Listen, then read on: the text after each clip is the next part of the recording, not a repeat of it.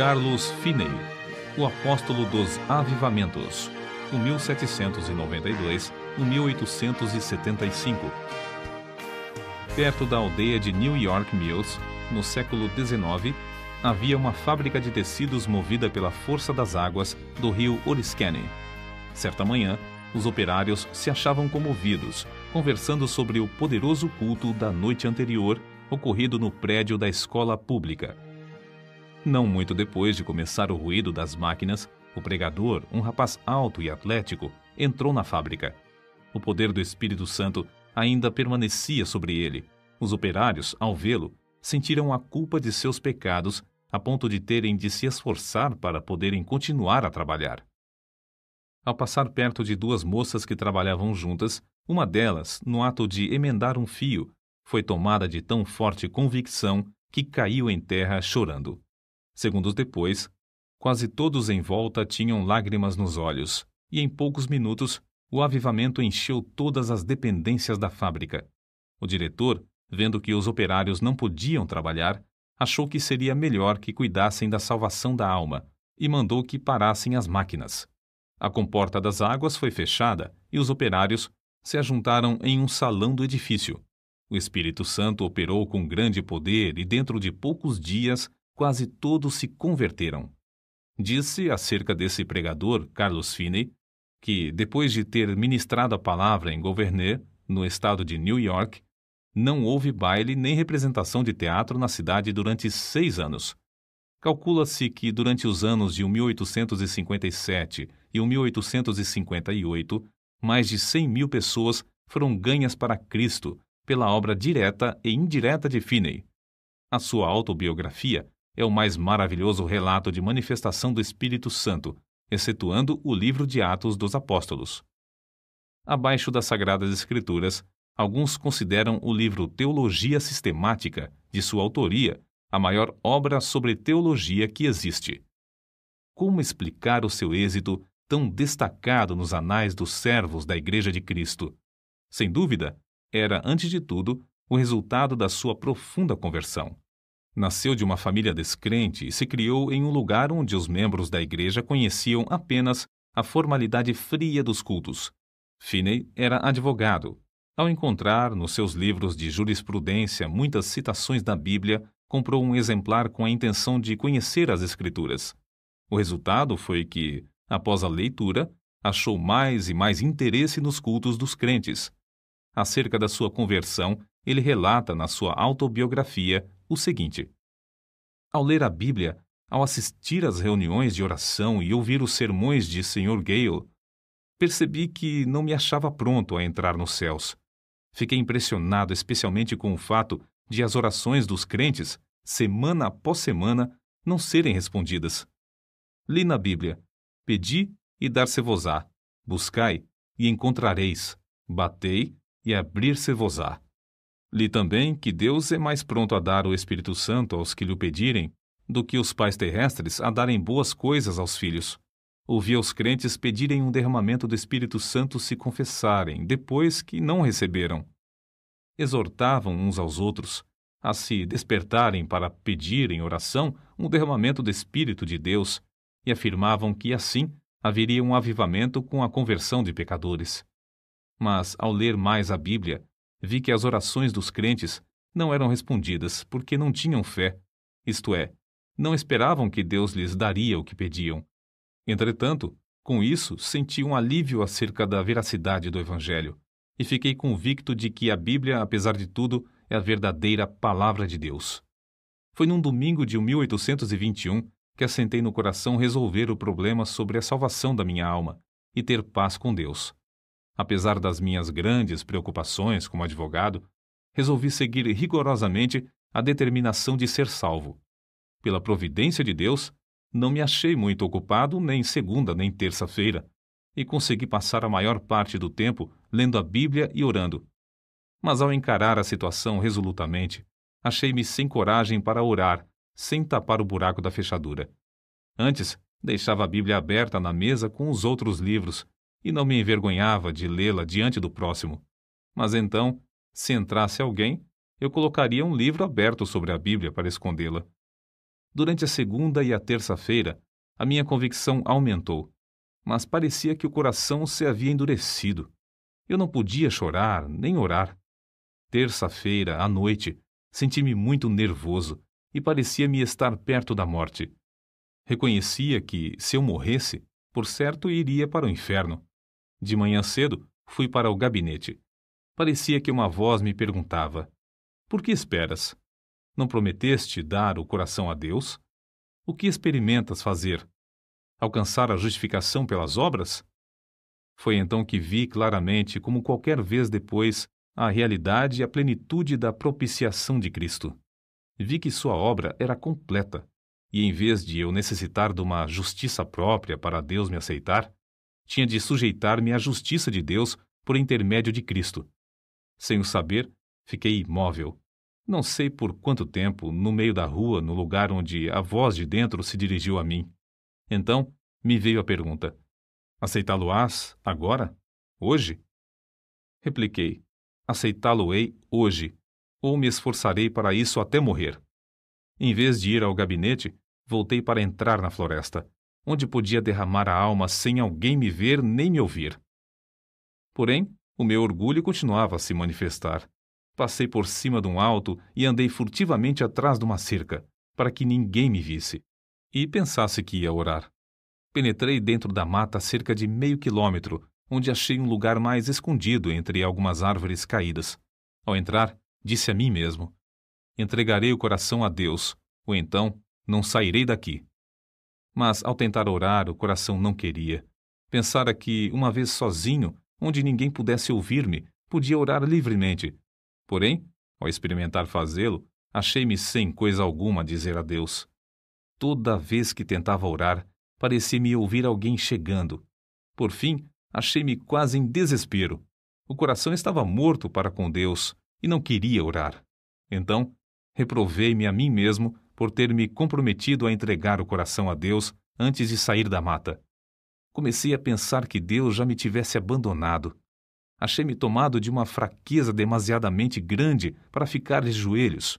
Foi justamente nessa altura que pensei novamente que eu via alguém se aproximando e abri os olhos para ver. Logo foi-me revelado que o orgulho do meu coração era a barreira entre mim e a minha salvação. Fui vencido pela convicção do grande pecado de eu envergonhar-me se alguém me encontrasse de joelhos perante Deus, e bradei em alta voz que não abandonaria o lugar, nem que todos os homens da terra e todos os demônios do inferno me cercassem. Gritei: ora, um vil pecador como eu, de joelhos perante o grande e santo Deus, confesso-lhe os pecados e me envergonho dele perante o próximo, pecador também, porque me encontro de joelhos para achar paz com o meu Deus ofendido. O pecado parecia-me horrendo, infinito. Fiquei quebrantado até o pó perante o Senhor. Nessa altura, a seguinte passagem me iluminou: então me invocareis, e ireis e orareis a mim, e eu vos ouvirei, e buscar-me-eis e me achareis, quando me buscardes de todo o vosso coração. Continuei a orar e a receber promessas e apropriar-me delas. Não sei por quanto tempo. Orei até que, sem saber como, achei-me voltando para a estrada. Lembro-me de que disse a mim mesmo: se eu me converter, pregarei o Evangelho. Na estrada, voltando para a aldeia, certifiquei-me da preciosa paz e da gloriosa calma na minha mente. Que é isso? Perguntei-me a mim mesmo. Entristecera eu o Espírito Santo até retirar-se de mim? Não sinto mais convicção. Então, lembrei-me de que dissera a Deus que confiaria na sua palavra. A calma de meu espírito era indescritível. Fui almoçar, mas não tinha vontade de comer. Fui ao gabinete, mas meu sócio não voltara do almoço. Comecei a tocar a música de um hino no rabecão, como de costume. Porém, ao começar a cantar as palavras sagradas, o coração parecia derreter-se e só podia chorar. Ao entrar e fechar a porta atrás de mim, parecia-me ter encontrado o Senhor Jesus Cristo face a face. Não me entrou na mente, na ocasião, nem por algum tempo depois, que era apenas uma concepção mental. Ao contrário, parecia-me que eu o encontrara como encontro qualquer pessoa. Ele não disse coisa alguma, mas olhou para mim de tal forma que fiquei quebrantado e prostrado aos seus pés. Isso, para mim, foi, depois, uma experiência extraordinária, porque parecia-me uma realidade, como se ele mesmo ficasse em pé perante mim, e eu me prostrasse aos seus pés, e lhe derramasse a minha alma. Chorei alto e fiz tanta confissão quanto foi possível entre soluços. Parecia-me que lavava os seus pés com as minhas lágrimas. Contudo, sem sentir ter tocado na sua pessoa. Ao virar-me para me sentar, recebi o poderoso batismo com o Espírito Santo. Sem o esperar, sem mesmo saber que havia tal para mim, o Espírito Santo desceu de tal maneira que parecia encher-me corpo e alma. Senti-o como uma onda elétrica que me traspassava repetidamente. De fato, parecia-me como ondas de amor liquefeito, porque não sei outra maneira de descrever isso. Parecia o próprio fôlego de Deus. Não existem palavras para descrever o maravilhoso amor derramado no meu coração. Chorei de tanto gozo e amor que senti. Acho melhor dizer que exprimi, chorando em alta voz, as inundações indizíveis do meu coração. As ondas passaram sobre mim, uma após outra, até eu clamar: morrerei se estas ondas continuarem a passar sobre mim. Senhor, não suporto mais. Contudo, não receava a morte. Não sei por quanto tempo este batismo continuou a passar sobre mim e por todo o meu ser, mas sei que era já noite quando o dirigente do coro veio ao gabinete para me visitar. Encontrou-me nesse estado de choro, aos gritos, e perguntou: Sr. Finney, que tem? Por algum tempo não pude responder-lhe. Então ele perguntou mais: Está sentindo alguma dor? Com dificuldade, respondi: Não, mas sinto-me demasiado feliz para viver. Saiu e, daí a pouco, voltou acompanhado por um dos anciãos da igreja. Esse ancião sempre foi um homem de espírito ponderado e quase nunca ria. Ele, ao entrar, encontrou-me no mesmo estado, mais ou menos como quando o rapaz o foi chamar. Queria saber o que eu sentia e eu comecei a lhe explicar. Mas, em vez de responder-me, foi tomado de um riso espasmódico. Parecia impossível evitar o riso que procedia do fundo do seu coração. Nessa altura, entrou certo rapaz que começara a frequentar os cultos da igreja. Presenciou tudo por alguns momentos, até cair ao chão em grande angústia de alma, clamando: Orem por mim! O ancião da igreja e o outro crente oraram, e depois Finney também orou. Logo após todos se retirarem, deixando Finney sozinho. Ao deitar-se para dormir, Finney adormeceu, mas logo acordou por causa do amor que lhe transbordava o coração. Isso aconteceu repetidas vezes durante a noite. Sobre isso, ele escreveu depois: Quando me acordei de manhã, a luz do sol penetrava no quarto. Faltam-me palavras para exprimir os meus sentimentos ao ver a luz do sol. No mesmo instante, o batismo do dia anterior voltou sobre mim.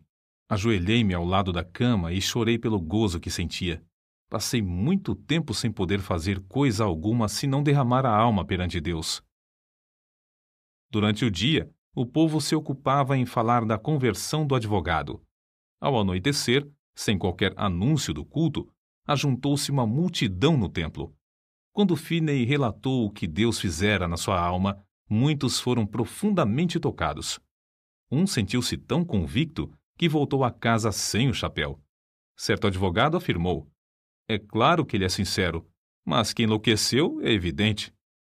Finney falou e orou com grande liberdade. Realizavam-se cultos todas as noites por algum tempo, aos quais assistiam pessoas de todas as classes. Esse grande avivamento espalhou-se para muitos lugares em redor. Finney continuou: Por 8 dias, depois da sua conversão, o meu coração permanecia tão cheio que não sentia desejo de comer nem de dormir. Parecia-me que tinha um manjar para comer que o mundo não conhecia. Não sentia necessidade de alimentar-me nem de dormir. Por fim, cheguei a ver que devia comer como de costume e dormir quanto fosse possível. Grande poder acompanhava a palavra de Deus. Todos os dias, admirava-me ao notar como poucas palavras, dirigidas a uma pessoa, traspassavam-lhe o coração como uma seta. Não demorei muito em ir visitar meu pai.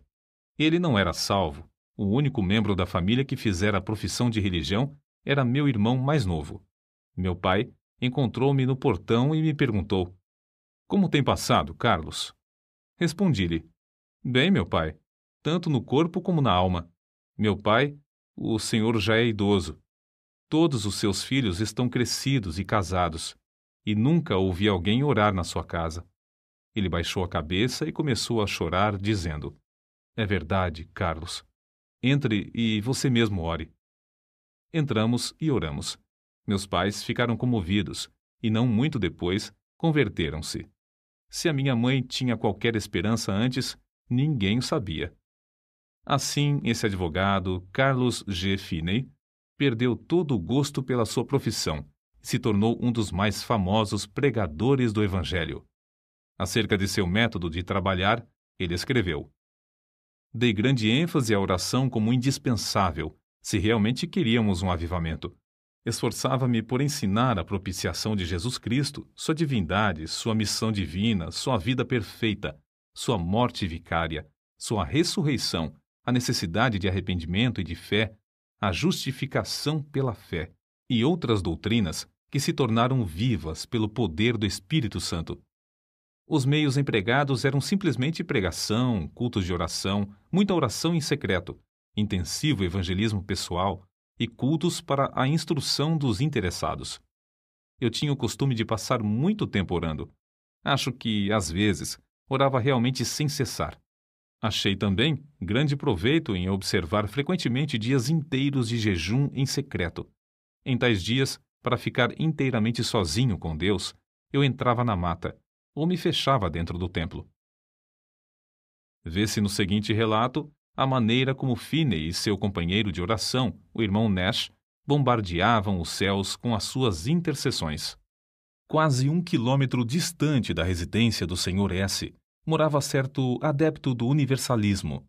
Nos seus preconceitos religiosos, recusava-se a assistir aos cultos. Certa vez, o irmão Nash, que se hospedava comigo na casa do Sr. S., retirou-se para dentro da mata para lutar em oração, sozinho, bem cedo de madrugada, conforme seu costume. A atmosfera era tal nessa ocasião que se ouvia qualquer som de longe. O universalista, ao levantar-se de madrugada, saiu de casa e ouviu a voz de quem orava e, apesar de não compreender muitas das palavras, reconheceu quem orava. E isso traspassou-lhe o coração como uma flecha. Sentiu a realidade da religião como nunca. A flecha permanecia, e ele achou alívio somente crendo em Cristo. Acerca do espírito de oração, Finney afirmou que era coisa comum nesses avivamentos os recém-convertidos se acharem tomados pelo desejo de orar noites inteiras até lhes faltarem as forças físicas. O Espírito Santo constrangia grandemente o coração dos crentes, que sentiam constantemente a responsabilidade pela salvação das almas imortais. A solenidade da mente se manifestava no cuidado com que falavam e se comportavam. Era muito comum encontrar crentes juntos, caídos de joelhos em oração, em vez de ocupados em palestras.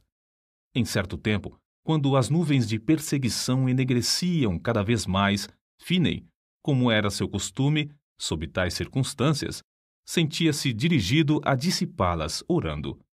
Em vez de falar pública ou particularmente acerca das acusações, ele orava. Acerca da sua experiência, escreveu: "Eu olhava para Deus com grande anelo, dia após dia, rogando que Ele me mostrasse o plano a seguir e a graça para suportar a borrasca. O Senhor mostrou-me, em uma visão, o que eu tinha de enfrentar. Ele chegou-se tão perto de mim, enquanto eu orava, que a minha carne literalmente estremecia sobre os ossos. Eu tremia da cabeça aos pés, sob o pleno conhecimento da presença de Deus." Acrescentamos mais um exemplo, tirado da sua autobiografia, que mostra a maneira com que o Espírito Santo operava em sua pregação. Ao chegar na hora anunciada para iniciar o culto, achei o prédio da escola repleto, por isso tive de ficar em pé perto da entrada. Cantamos um hino, isto é, o povo pretendia cantar. Entretanto, Eles não tinham o costume de cantar os hinos de Deus e cada um desentoava à sua própria maneira. Não podia conter-me. Lancei-me de joelhos e comecei a orar. O Senhor abriu as janelas dos céus, derramou o espírito de oração e entreguei-me de toda a alma a orar. Não escolheram um texto, mas logo ao levantar-me dos joelhos, eu disse: Levantai-vos, saí deste lugar, porque o Senhor há de destruir a cidade. Acrescentei que havia 2 homens, um se chamava Abraão e outro Ló. Contei-lhes como Ló se mudara para Sodoma. O lugar era excessivamente corrupto. Deus resolveu destruir a cidade e Abraão orou por Sodoma. Mas os anjos acharam somente um justo lá. Era Ló. Os anjos disseram: Tens alguém mais aqui? Teu genro e teus filhos e tuas filhas e todos quantos tens nessa cidade, tira-os fora deste lugar, porque nós vamos destruir este lugar, porque o seu clamor tem engrossado diante da face do Senhor, e o Senhor nos enviou a destruí-lo. Ao relatar estas coisas, os ouvintes se mostraram irados a ponto de me açoitarem. Nessa altura, deixei de pregar e lhes expliquei que compreendera que nunca se realizara culto ali e que eu tinha o direito de, assim, considerá-los corruptos. Salientei isso com mais e mais ênfase e com o coração cheio de amor, até não poder mais conter-me. Depois de eu assim falar, cerca de 15 minutos, parecia ter vindo sobre os ouvintes uma tremenda solenidade, os quais começaram a cair ao chão, clamando e pedindo misericórdia. Se eu tivesse tido uma espada em cada mão, não os poderia derrubar tão depressa como caíram. De fato, 2 minutos depois de os ouvintes sentirem o choque do espírito vir sobre eles, quase todos estavam ou caídos de joelhos ou prostrados ao chão. Todos os que podiam falar de qualquer maneira oravam por si mesmos. Tive de deixar de pregar porque os ouvintes não prestavam mais atenção. Vi o ancião que me convidara para pregar sentado no meio do salão, olhando em redor, estupefato. Gritei bem alto para ele ouvir, apesar da balbúrdia, pedindo-lhe que orasse. Caiu de joelhos e começou a orar em voz retumbante, mas o povo não prestou atenção. Gritei: Vós não estáis ainda no inferno. Quero dirigir-vos a Cristo. O coração transbordava de gozo ao presenciar tal cena. Quando pude dominar os meus sentimentos, virei-me para um rapaz que estava perto de mim. Consegui atrair a sua atenção e preguei a Cristo, em voz bem alta, ao seu ouvido. Logo, ao olhar para a cruz de Cristo, ele acalmou-se por um pouco e então rompeu em oração pelos outros. Depois, fiz o mesmo com um outro, depois com mais outro e continuei assim, tratando com eles até a hora do culto da noite, na aldeia. Deixei o ancião que me convidara a pregar para continuar a obra com os que oravam. Ao voltar, havia tantos clamando a Deus que não pudemos encerrar a reunião, que continuou o resto da noite. Ao amanhecer o dia, alguns ainda permaneciam com a alma ferida. Não se podiam levantar e, para dar lugar às aulas, foi necessário levá-los a uma residência não muito distante. De tarde mandaram chamar-me porque ainda não findara o culto. Só nesta ocasião cheguei a saber a razão de o auditório agastar-se da mensagem. Aquele lugar cognominava-se Sodoma, e havia somente um homem piedoso lá, a quem o povo tratava de Ló. Era o ancião que me convidara a pregar. Depois de já velho, Finney escreveu acerca do que o Senhor fez em Sodoma. Embora esse avivamento caísse tão repentinamente sobre eles, era tão empolgante ver que as conversões eram profundas e a obra permanente e genuína. Nunca ouvi falar em qualquer repercussão desfavorável. Não foi só na América do Norte que Finney viu o Espírito Santo cair e abater os ouvintes em terra.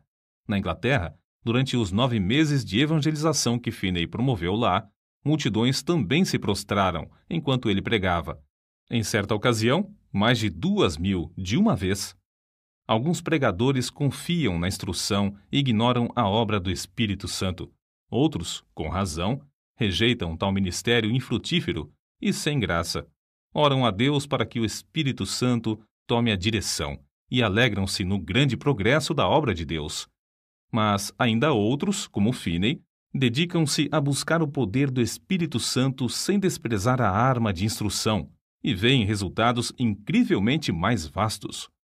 Durante os anos de 1851 a 1866, Finney foi diretor do Oberlin College e ensinou a um total de 20.000 estudantes. Dava mais ênfase ao coração puro e ao batismo no Espírito Santo do que à preparação do intelecto. O resultado foi que, de Oberlin, saiu uma corrente contínua de alunos cheios do Espírito Santo. Assim, após o término de uma campanha intensiva de evangelismo e no meio dos seus esforços no colégio, em 1857, Finney via cerca de 50.000, todas as semanas, converterem-se a Deus. By My Spirit, Jonatas Goforth, página 183. Os diários de New York, às vezes, quase não publicavam outras notícias senão do avivamento. Suas lições aos crentes sobre avivamento foram publicadas primeiro em um jornal e depois em um livro de 445 páginas que se intitulava Discursos sobre Avivamentos. As primeiras 2 edições, de 12.000 exemplares, foram vendidas logo ao saírem do prelo. Outras edições foram impressas em vários idiomas. Uma só editora em Londres publicou 80.000.